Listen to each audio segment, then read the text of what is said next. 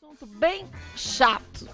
Quando a gente fala em direitos, a gente fala em deveres e muitas vezes as pessoas só veem os seus direitos, não os deveres. Então, no caso de herança e testamento, o que acontece? A doutora Sandra está com a gente. Boa tarde. Boa tarde, tudo bem? Bem, você? Bem. Muito bem. Eu disse direitos e deveres, porque muitas vezes dá um enrosco, uma encrenca em família essa história de herança e testamento. E se preocupar com essa questão de sucessão, fazer um programa, um projeto, esse testamento, tem muita gente que foge disso, porque acha, não, eu vou morrer, isso aí vai antecipar minha morte, e fica com aquela coisa. Né? Não tem. Na verdade, você pode até revogar, é um ato que você pode mudar, né? Então ele só vai ter função depois da sua morte. Deixa eu falecimento. E é legal programar isso, né? Para evitar um monte de briga, um monte de confusão.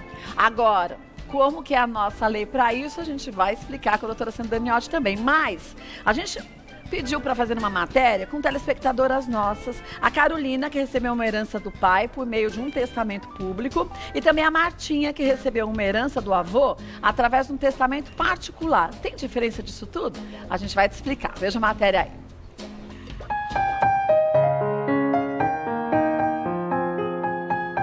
O que vem à sua cabeça quando você ouve a palavra herança? Reconhecimento, bens materiais, briga, confusão, disputa. Muita gente tem dúvidas sobre esse assunto. Quando um irmão, no caso, aparece depois que o seu pai morre, se ele comprovar DNA, ele tem que ganhar a herança? E hoje a gente vai esclarecer um pouquinho desse assunto aqui no Mulheres. Avião sem asa, fogueira sem brasa, sou eu, assim sem você. A Carol recebeu uma herança de valor material. Tudo bem, Carol? Tudo bem. Conta pra gente como é que foi esse processo da herança que você recebeu. O meu pai ele fez uma cirurgia e antes de fazer essa cirurgia ele já deixou um testamento pronto. E aí a cirurgia não deu muito certo e ele acabou falecendo. E aí depois que ele faleceu, o advogado dele entrou em contato comigo e falou que ele tinha deixado um testamento. Ele foi escrito à mão, ele foi registrado em cartório? Ele foi registrado em cartório.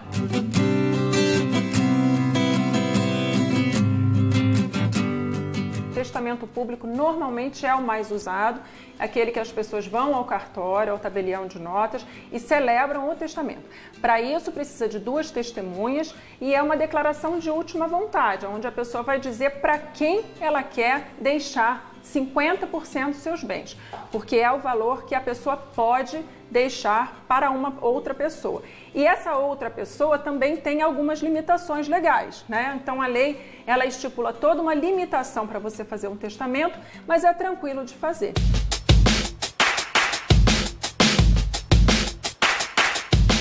Não tenho ideia, se morrer alguém, como é que eu faria um inventário. Em relação ao inventário, foi um pouco complicado? Ele demorou muito tempo? Como que foi esse processo do inventário? O inventário é um pouco mais complicado, por mais que eu sou a única herdeira e tem testamento, é um processo que demora muito. O meu acabou agora, começou em 2013, só terminou agora. Então demora muito e você tem que pagar um valor muito alto para o governo. E eram coisas que eu não tinha ideia, não tinha noção, então eu fui pegar meio de surpresa.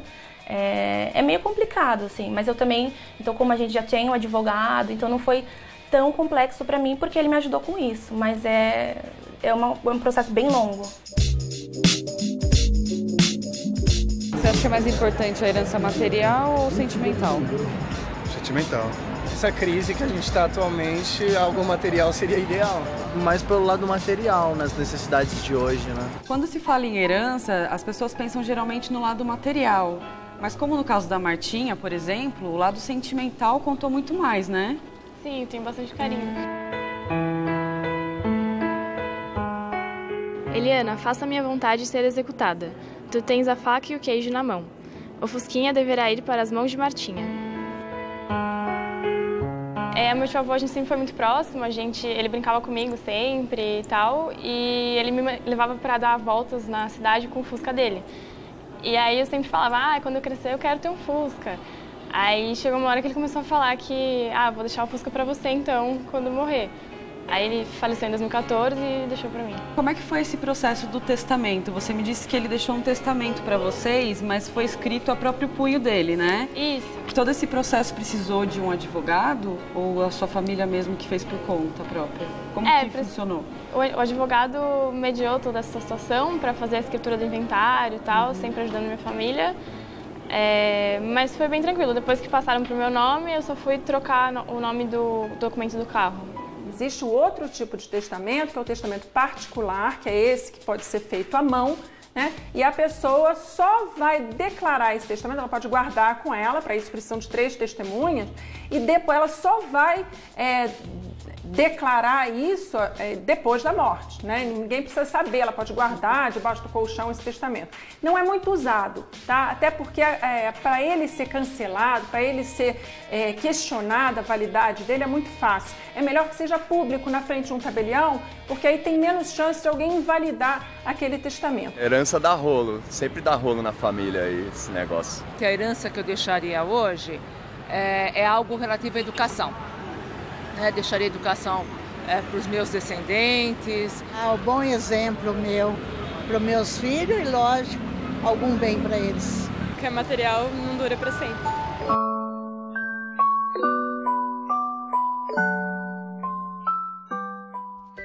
Então, vendo essa matéria, nós ficamos aqui assistindo a matéria, todo mundo conversando, perguntando as coisas para a doutora Sandra. Porque a gente fala, gente, quando a gente vê testamento, você pensa o quê? Quem tem muito dinheiro. Na verdade, então eu vou fazer um testamento, e aí eu falo, eu deixo para ler não sei o quê, deixo para traquinas não sei o que lá. E a gente que não tem tanta coisa assim, precisa fazer testamento? Quer dizer, qual a vantagem, doutora Sandra, de se fazer um testamento e não deixar daquela forma tradicional, que a gente morre, aí todo mundo se vira lá da família, que vai ficar com quem? Então, exatamente. Às vezes pode ter bem de grande valor ou de valor moral e pessoal e que a pessoa queira deixar para um herdeiro ou para uma determinada pessoa, e ele vai fazer esse testamento. É um ato de última vontade que ele só vai valer com o falecimento do testamenteiro. Né? Então, veja, ele pode fazer de forma pública, né? Como foi falado no VT, de forma pública, ele pode ser feito... Eu vou no cartório, então, isso, as 2 testemunhas. Na presença de 2 testemunhas. E como que é feito isso? As pessoas têm dúvida, mas é tão difícil isso? Não é difícil. Então, como é que pode ser? De forma verbal, você vai ditar aquilo no cartório, para o responsável, para o tabelião, como que você quer, quais são os bens que você quer fazer o testamento, para quem você quer deixar e quais os motivos. Inclusive, no caso de deserção, você pode deserdar, por algum motivo eu posso falar, por não motivo quero deixar justo. Nada para fulaninho. Isso, por quê? Por exemplo, a questão de maus tratos, a questão, por exemplo, agride aquele que tem o bem. Então ele fala, não, eu não posso deixar porque essa pessoa vai dilapidar, não vai fazer nada, não vai cuidar de mim na velhice. Sei lá, os motivos que ele entende que são plausíveis e ele vai declarar. Mas agora deixa eu tirar uma dúvida básica. A gente tem 100% do patrimônio. Certo. 50% tem que ser para os herdeiros de fato. Exatamente. Então, os filhos, necessários. Aquele na sequência que na você sequência que nós temos na sucessão hereditária. Tá. Isso, então tem aqueles herdeiros que são os necessários, que eles não podem, você não pode, por exemplo, não é doar. Testamento não é doação, mas você não pode dispor desses bens quando do seu falecimento, na integralidade, em prejuízo dos demais herdeiros. Então vamos dizer, eu tenho 5 filhos, hipoteticamente falando. Isso. Eu não quero deixar pro Joãozinho nada, que o Joãozinho, Deus que me livre. Vou deixar só pros outros 4. Não posso fazer isso. Não. Porque ele é um herdeiro de fato. Isso. Então, 50% do que se tem vai para os 5 divididos em parte iguais. Você pode dispor dos seus 50%. Tá, entendi. Né? Então, aquilo que é a sua parte, você pode dispor. Quer dizer, dos outros 50% eu divido só em 4 e o Joãozinho vai ficar só com a vai ficar com dele. 50% e mais 1/3 daquela parte, ou se forem 3 ou 4 irmãos, daquela parte que lhe cabe, tá? Ele pode dizer isso e vai dizer os motivos. Tudo isso pode ser um motivo de impugnação dos demais? Claro que pode. Então, veja, o ébrio, por exemplo, aquela pessoa que faz uso constante de álcool, droga, ele não pode testamentar, né? Porque vai ser impugnado e pode ser anulado. E como a gente vê nos filmes, uma pessoa que tem mais idade e depois a família diz que ele estava fora do seu juízo normal. Tudo isso, o que eu oriento é o seguinte, vai fazer um testamento, se já tem uma certa idade, procure um médico, de sua confiança e que, ou inclusive pode ser até público, que pode testar a sua capacidade mental e que você está em perfeitas condições e capacidade mental para fazer esse tipo de testamento, tá? Não confundam doação com testamento. A doação é um ato irrevogável. E o testamento, Kátia, sabe o que é bacana? Porque, de repente, você diz assim, sabe o que acontece com as famílias? Às vezes tem muitas brigas. Então, de repente, o pai ou a mãe diz assim, olha, eu vou fazer um testamento e eu vou excluir aquele filho. Ele pode fazer isso naquele momento, mas é no momento do calor, da emoção, aquela coisa toda que pode ser impugnado posteriormente, nada que não se possa ver no judiciário.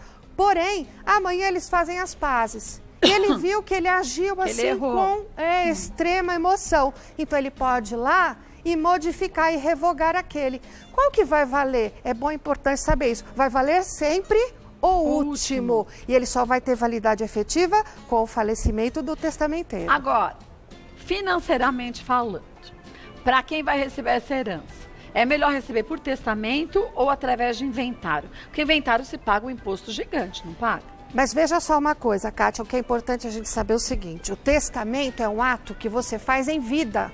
Sim. Né? É uma intenção que você tenha de partilhar aquele bem quando do seu falecimento. Ele só vai ter validade com o seu falecimento. Mas vamos supor, eu vou vender um bem que está naquele testamento, então aquele bem já está fora. Eu utilizei um bem, ele já está fora. Porque enquanto você tem vida, você vai utilizando. Eu posso renovando esse testamento, atualizando. E pode modificar, vai valer sempre o último. Muito bem, no inventário, o que acontece? O inventário é um ato obrigatório.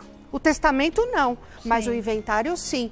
Com o quê? Com o falecimento daquele que possui o bem, o monte mor. Então, faleceu, que é o de cujos, que nós chamamos, né? Faleceu, deixou os bens. Então, esses bens têm que ser abertos num inventário, onde vai ser constado todos os bens e todos os herdeiros e efetuado a partilha. Mas, por exemplo, eu tenho um imóvel, aconteceu isso com a minha bisavó.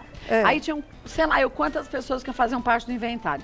Um deles decidiu que não ia vender. Menina, ficou 18 anos nesse negócio, nesse enrosco, até convencer a criatura que era para vender. Então, mas aí você não precisa só convencer, né? É muito difícil mesmo. É difícil porque a família fala assim, não vamos deixar, vai. De um exemplo na sua família, né? Então, sempre tem um problema. Então, assim, o juiz hoje tem que provar que aquele herdeiro não quer, porque tem falecimento de outros, entram outros, habilita. O herdeiro daquele que faleceu, que também agora faz parte. Isso, então o juiz pode até suprir, né? No caso de um dos herdeiros não querer assinar, ele pode até suprir a assinatura desse, levando o bem à asta pública, né? Ou autorizando a venda para cumprir e pagar as despesas, inclusive do inventário, que às vezes fica a despesas. E muitos inventários não fecham, por quê? Porque os herdeiros não têm dinheiro para pagar as despesas do inventário. Ou você ficar com dó, porque aquele depois vai dar encrenca em família. E às vezes o testamento é mais fácil. Por isso o testamento. Porque quem morreu que já decidiu e vai discutir com quem? Exatamente. Já tá decidido. Agora, as pessoas acham assim que testamento é muita coisa de novela. Sabe aquele testamento onde reúne a família? E o juiz fala, e aquele para susto. Sandra, deixa o tal cai de costa, né? Susto, né?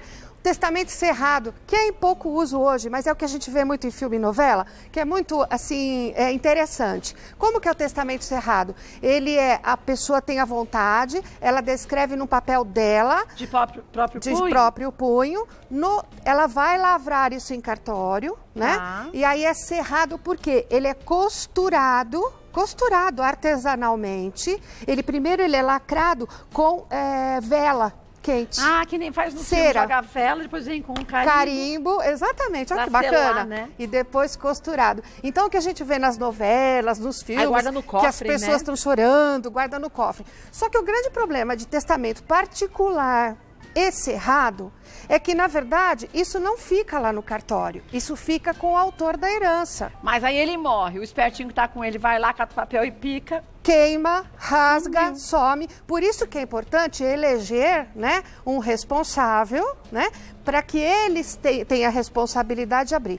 Mas se esse responsável vem a falecer também, quem vai saber o que estava escrito lá? Mas se eu faço no cartório? No cartório aí fica tem registrado. No cartório, por isso que se chama público. Melhor, né? Então pense bem, não deixe aquelas cartas escritas, então registre a carta e testamento cerrado sempre com 3 testemunhas, particular também com 3 testemunhas. Tem que ser pessoas conhecidas ou você pode pegar do Não cartório necessariamente. 3? De preferência, nunca aqueles que vão receber os bens. Porque senão você leva a família Porque também. é um ato nulo, né? Então é óbvio que a pessoa vai ser testemunha, que você vai doar para mim, vai transferir para mim o bem, né? Então eu vou ser testemunha, é lógico que eu tenho interesse. Então é nulo. Então precisa tomar cuidado com isso. E outra coisa é não testamentar aquele bem que não é seu.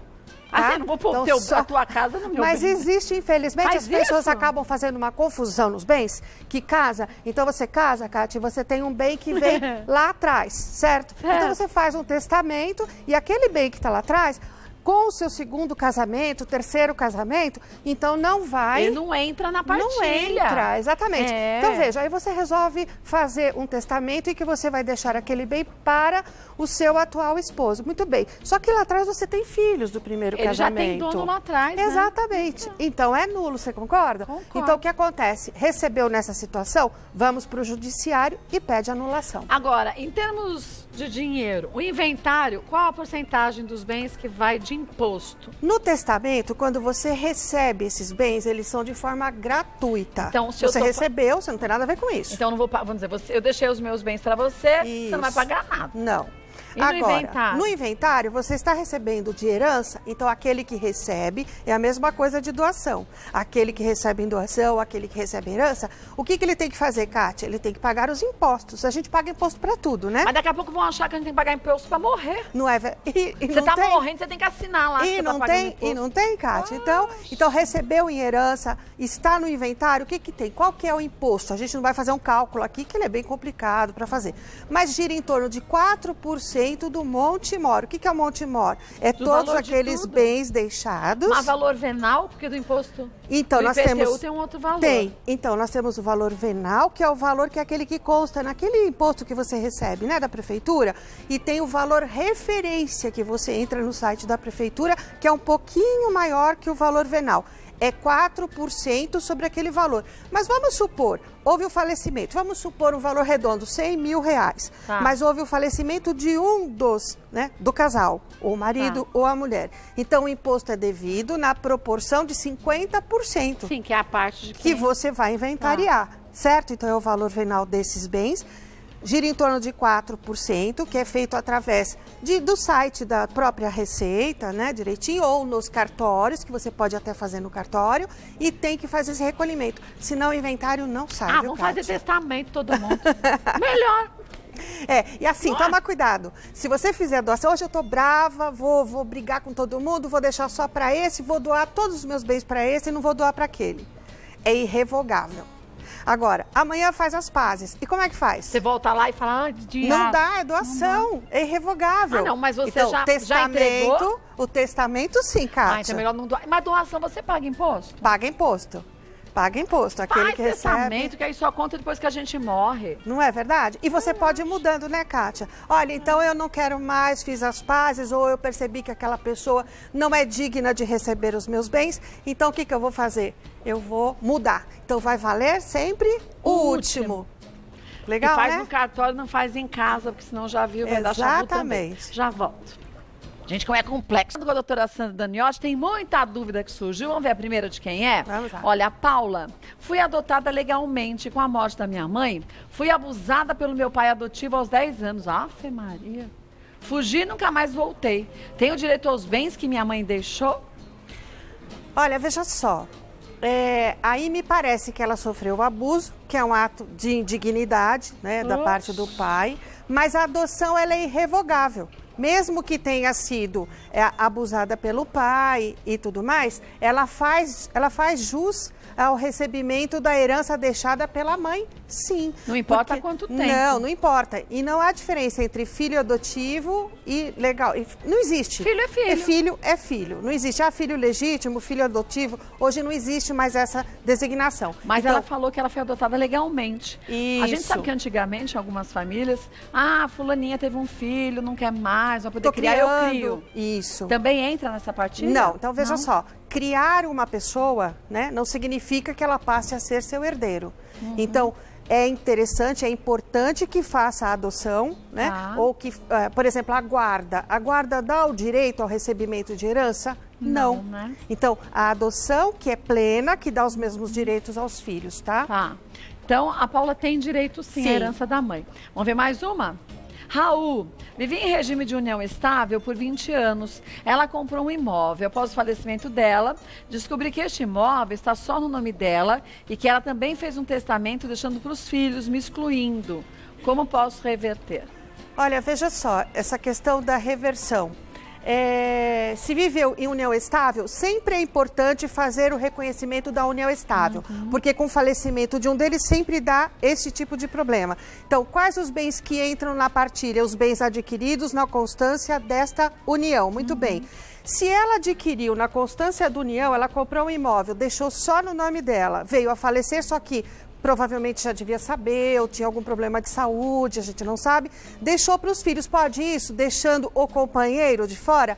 Não. Então, o que o companheiro tem que fazer? O reconhecimento da união estável, ingressar com uma ação e pedir para o juiz que anule esse testamento, porque ele foi excluído. Porque se ele é companheiro, foi adquirido na constância da união, Kátia, ainda que esteja só no nome dela, ele faz jus a 50%. Então, 50% é dele e os outros 50% dividido igualmente entre os filhos. Isso, veja só.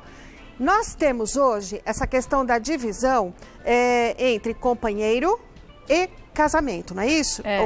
O cônjuge, o que é casado, né, no papel, com certidão de casamento, e o companheiro. A lei faz alguma distinção, só que nós temos hoje decisão do Supremo em que ele igualou essa questão da divisão dos bens tanto para aquele que é casado como aquele que vive em regime de união estável. É importante saber disso. Existem alguns processos aí que estão sendo sobrestados, inclusive, para a decisão final, né, lá do STF, então lá em Brasília, já na fase final de julgamento, onde o companheiro tem os mesmos direitos como se casado fosse. É a mesma coisa que vale num caso de uma separação. Exatamente. Não é? Exatamente. Tem 50% do que foi adquirido durante a união estável, como é no casamento. Então, quando não tem união estável, começa o problema.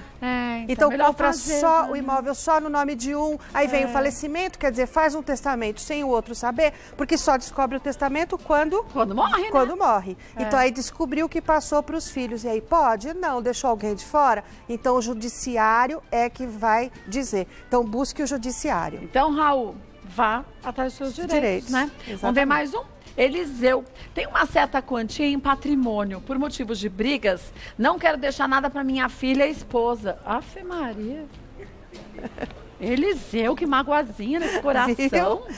Então, existe... Lembra que a gente falou no começo do programa? Essa questão da violenta emoção, temos muitas brigas. Ué, por que tem as brigas? Alguma coisa, nem todo mundo é 100% bonzinho, vai saber por quê. Ruim. Não é? Então não vai deixar para a filha nem para a esposa? Tá direito isso? Não, ele vai fazer o testamento, ele pode dizer quais os motivos, né? Se houver motivos relevantes e se as pessoas forem indignas, né? Ele pode pedir a deserção, só que o juiz é que vai dizer, então ela vai ingressar depois com a ação e vai dizer, olha, não tem cabimento o que ele disse, porque ele agia assim, dessa forma, ou era um ébrio, etc e tal. Então nós tínhamos várias discussões, mas isso não desabilita a minha filha nem a mim de recebermos um patrimônio que é comum e que nós temos direito. Mas o que ele poderia tirar a excluir a filha e a esposa da parte dele dos 50%. Exatamente, né? Exatamente. Então os outros 50%, queira ele ou não, a mulher tem direito. É dela do mesmo jeito. É melhor você fazer as pazes. Não, pode ser. Porque depois... É tudo muito complicado. É bem o que você falou, né? Mas tem gente que vai lá no cartório, tá no nome dele só o bem. Então ele vai fazer o testamento e faz dos 100%. Mas e depois vai dar chabu. Então tem que pedir a nulidade desse testamento, tá? Então não tem como. E a filha também tem direito. Com certeza. Porque é direito filha hereditário. Exatamente. Da parte que lhe cabe. E o restante dele, que é os 50%. Sabe o que vai acontecer? Vai deixar problema para os outros, porque vão discutir. E essa ação vai demorar, vai ser discutida. E vão receber de qualquer jeito. E vai acabar recebendo. Então, para que criar tanto problema para as pessoas, não é verdade? Relaxa, curte a vida. Brigas. Já volto, que a gente fala. Olha, voltando com a doutora Sandra Daniotti, hoje estamos falando de testamentos e heranças. Eliseu já falamos, agora é a Juliana. Minha sogra recebe uma pensão razoável do falecido marido. A filha dela, que goza de plena saúde, passou o filho pro nome da mãe para que ele entre no direito dos bens e da pensão caso minha sogra venha a falecer. Isso é legal? Pergunta a Juliana. Olha, ela recebe uma pensão razoável. Essa pensão, ela é devida até que ela sobreviva, certo? Então, morreu... não é transferível. Então, veja, a pensão por morte é devida para o companheiro ou para o cônjuge, não né? É ad eterno. Não é ad eterno, é até que ela sobreviva. Então, a filha dela, que goza de plena saúde, passou o filho para o nome da mãe, olha só. Então, aí me cheira, assim, uma fraude, né? Então, veja, você sabe que é muito comum, infelizmente, essas coisas, por exemplo, as pessoas estão completamente separadas, divorciadas. Aí, no leito de morte, né? Aí, a ex pede para que o ex-marido assine na frente de um tabelião, num hospital, no leito de morte, naquela condição crítica, que viviam em regime de união estável. Para quê? Para conseguir a pensão por morte. Gente. Da mesma forma, neste caso aqui, que transfere o filho como se filho fosse da avó, né? Para receber, para dar continuidade nessa pensão. Então, não são poucas as vezes que nos perguntam, sabe, Kátia? Triste nos isso, procuram, hein? Perguntando se pode fazer isso para que continue recebendo essa pensão. E sempre a orientação é o seguinte, não. Por quê? Porque isso é uma fraude. E outra coisa, depois a gente vê e a gente reclama das pensões nesse país. Exato. Você viu no INSS o levantamento que eles fizeram, a quantidade de fraudes que tinha, um monte de gente que não tinha mais direito a receber. E o INSS já está, graças a Deus, tomando providência contra esse tipo de pessoas que recebem as pensões indevidamente e eles vão cobrar. Agora, se a pessoa é descoberta, e é, né, gente, porque não existe nada que você consiga esconder. É um crime federal, viu, Kátia? Então, e crime federal eu vou arcar com as consequências. Vai ter que devolver todo o dinheiro. Vai ter que devolver, exatamente. Ah, então a parte não pode, mas tem a herança. Então vai responder na proporção da sua herança. Pode ir preso? Então, na verdade, são os crimes que contra o Estado, a União. Neste caso, eu não vi ainda, mas se efetivamente agiu com dolo e ficar demonstrado isso, vai responder e pode chegar a responder preso. Eu não tive um caso de prisão, mas assim, fiz a defesa, acompanhei e tudo mais, está respondendo.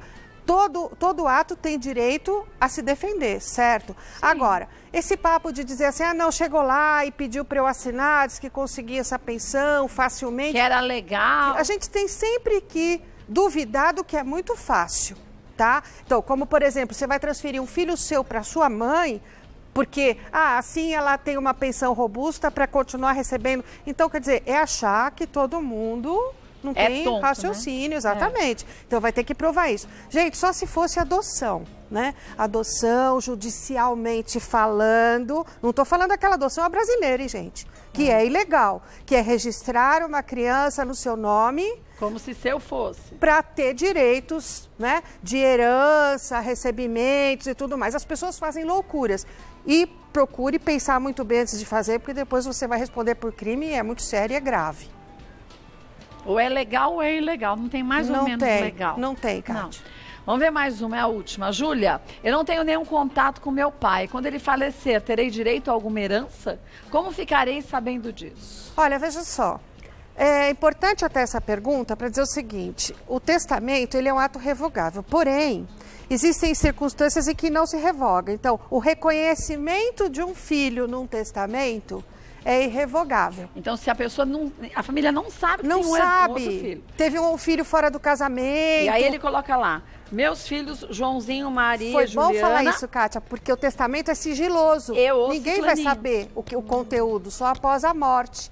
Então, aí ele pode constar no testamento e é irrevogável. Ninguém pode dizer, não, o filho não era dele. A não ser que se prove judicialmente que houve uma nulidade, que a gente chama, que ele foi levado a erro, que houve um vício, que ele foi levado a erro, que alguém chegou, né, para a pessoa já em situação difícil de morte, etc, e disse assim, não, é seu filho e tal, e ele concordou e fez um testamento sem ninguém saber, mas você descobre que é toda uma mentira, então cabe a provar que não era o filho e que ele foi levado a erro.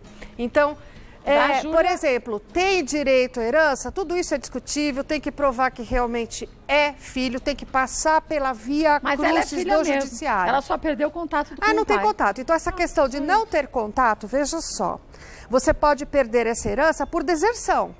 Então, se ele deixou o testamento, o autor, se ele deixou o testamento e diz, olha, é um filho que para mim é indigno, então eu não cuidou, me maltratou, não me reconhece como pai, não me visita, não cuidou de mim, nem esteve presente nem na saúde, nem nesta hora da doença, então eu vou deserdar. É um ato dele de vontade, tem que ser respeitado e vai ser justificado. Se ele não fez esse testamento, Kátia, é filho, então na hora da abertura do inventário, então ele vai participar porque ele é herdeiro legítimo, né? E necessário de constar no inventário, sob pena de ser revisto esse inventário. Agora, a Júlia não falou se ela é a única filha desse pai, mas enfim, vamos supor que ela seja a única filha. Única filha. Como que ela vai saber que tem um inventário, quer dizer... Então, Kátia, você faz dela? pesquisa. Não, Você acha que alguém vai atrás? Olha, você tem isso para receber. Eu nunca vi, viu? Eu nunca vi. Então, o que se pode fazer? Olha, quero saber se está vivo, se tem herança. Faz pesquisa, né? No fórum, nos cartórios. E você vai ficar sabendo se houve abertura de um inventário, né? E se tem bens, ou faz uma busca nos cartórios, pelo CPF ou pelo nome, e você vai localizar, né? E se houve o falecimento, se houve bens, precisa tomar cuidado. Porque às vezes um filho que está muito tempo fora, afastado e tudo mais, tem bens. Então, por exemplo, outras pessoas podem se apropriar daqueles bens, de repente ingressar com uso capião, precisa tomar muito cuidado, também não pode abandonar de vez, né? E no caso de filho, é uma ação de adjudicação, então não precisa ter aquele inventário longo, porque é um único filho, só é bom saber disso. É uma ação de adjudicação, ele vai se adjudicar do bem e é mais fácil porque não tem que fazer a partilha, né? Agora, pra gente encerrar, vamos dizer que a pessoa não tenha filhos, não tem herdeiros, isso acontece nos dias de hoje. Tem muito casal que prefere não ter filhos. E aí cabe a gente julgar, cada um decide sua vida. O companheiro morreu, só ficou um. Pode doar na totalidade para qualquer pessoa, já que não tem ninguém da família na sucessão? Você também era filha única. Quando você diz ninguém, então vamos lá, nós temos os colaterais também, então a gente vai ter que passar por toda aquela lista e não tem sobrinhos, não tem irmãos, nem não tem tios. Não, então quer fazer a doação, pode fazer um testamento. Porque senão vai ficar aquela vai ficar pro governo, né? Exatamente, cara. Eles já tomam tanto da gente que é melhor não deixar para eles. Então faz uma doação para uma instituição. Olha, quero que auxilie num asilo, né, num hospital para tratamento de câncer. Faça uma boa ação e não deixe de nomear uma pessoa de sua confiança, de extrema confiança, que sabe que no ato do falecimento existe um testamento, Kátia, porque senão isso vai ficar perdido. A deriva, né? A deriva, exatamente. Olha, gente, na dúvida, converse com um advogado. Você sabe que eu amo a internet, mas não dá pra gente colocar lá um negócio e tentar achar, porque existem sites válidos e inválidos também, né? Que você pode confiar e outros que você não pode. Então, converse com um advogado, o seu caso isolado, como proceder. E não é só em casos de testamento, de herança, em tudo. É seu direito, é o seu dever, converse com o advogado. Faça as coisas às claras, é a melhor coisa fazer a coisa certa. Ou diretamente no cartório, né? O tabelião, no caso as pessoas do cartório. Herança, né? Eles vão explicar direitinho. Olha, vou passar para vocês o contato da doutora Sandra Daniotti, o Facebook Sandra Daniotti, e-mail sdaniotti@uol.com.br, o telefone 0 operadora 11 3857 5778. Quer sugerir algum tema? Fica à vontade. Doutora Sandra retorne, a gente esclarece para você. Obrigada, viu, Beijo, Bela. Boa tarde. Boa tarde.